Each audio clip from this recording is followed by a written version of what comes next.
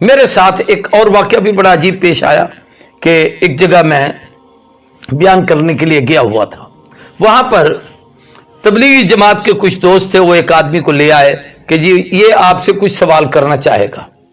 ये जमात वालों की आदत होती है, जब ये तबलीग पर जाते हैं और दावत देते हैं तो इनके ख़ास अल्फाज होते हैं। चूँकि हर आदमी आलिम फाजिल नहीं होता, तो ये दीन सीखने के लिए निकलते हैं।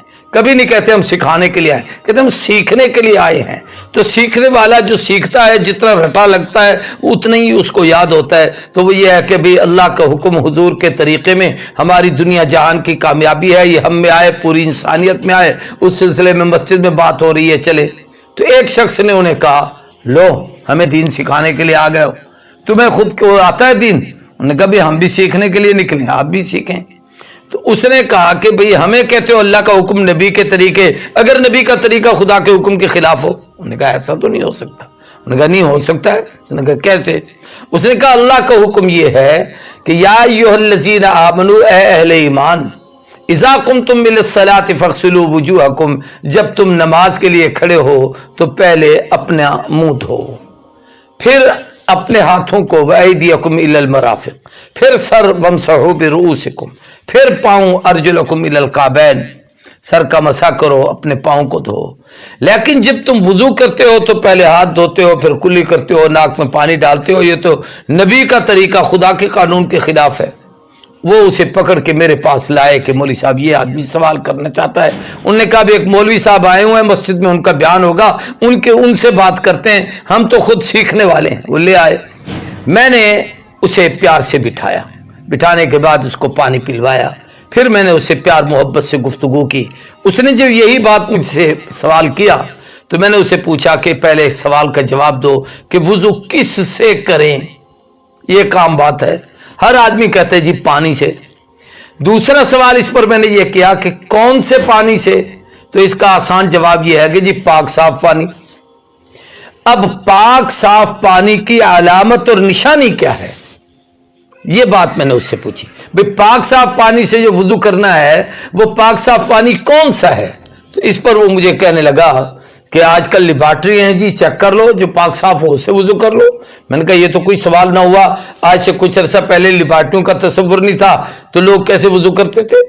ये जो देहातों और जंगलों में रहते हैं, बड़े बड़े तालाब होते हैं, जानवर भी उनके पानी वही पीते हैं, खुद पानी पीने के लिए भी उनके पास वही होता है, तो वो कैसे पता चलेगा कि ये पाक साफ है कि नहीं?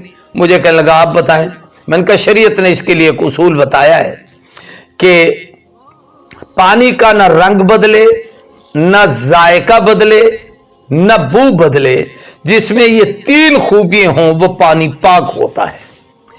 अब पहले हमने ये चेक करना है कि ये पानी पाक है, तो उसका तरीका यह है कि सबसे पहले हम अपने हाथ धोएंगे। हाथ जब धो लें तो चुल्लू में जब पानी लेंगे तो हाथ के अंदर जो पानी चुल्लू में आएगा ये वो पानी होगा जो पानी का असल रंग है। वरना आप किसी बर्तन में डालें तो जैसा उसका रंग होगा वैसा, सब्ज गिलास है उसमें डालेंगे तो सब्ज हो जाएगा, नीले पीले में डालेंगे तो वैसा हो जाएगा। इसी तरीके से आप किसी चीज में डालें तो उसकी रंगत बदल जाएगी, तो पता नहीं चलेगा, हाथ बताएगा कि इसका रंग क्या है। अब उसका जायका चखना है तो हुक्म दिया कि कुल्ली करो, ताकि पता चले कि जमीन वाला जायका है या इसमें कोई चीज मिक्स की हुई है, इसमें कोई दवाई डाली हुई है, इसमें कोई मीठा डाला हुआ है, इसमें कोई रस डाला हुआ है, इसको कोई और चीज तो नहीं बनाया हुआ। तीसरी चीज ये है कि उसकी बू न बदली हुई हो, इसलिए हुक्म दिया कि नाक में पानी डालो ताकि आपको समाइल से मालूम हो इसके अंदर बू से कि इसके अंदर कोई और चीज तो नहीं है, ये वही पानी है जैसे जमीन से निकला है। तो हाथ, मुंह और नाक, इन्होंने तीनों ने गवाही दी कि पानी पाक है। अब ये गवाही नबी के तरीके के मुताबिक है। ये अल्लाह के महबूब ने तरीका इसलिए बताया कि पहले ये तय तो करो कि पानी पाक है। तो हाथ से पता चला, मुंह से पता चला, नाक से पता चला।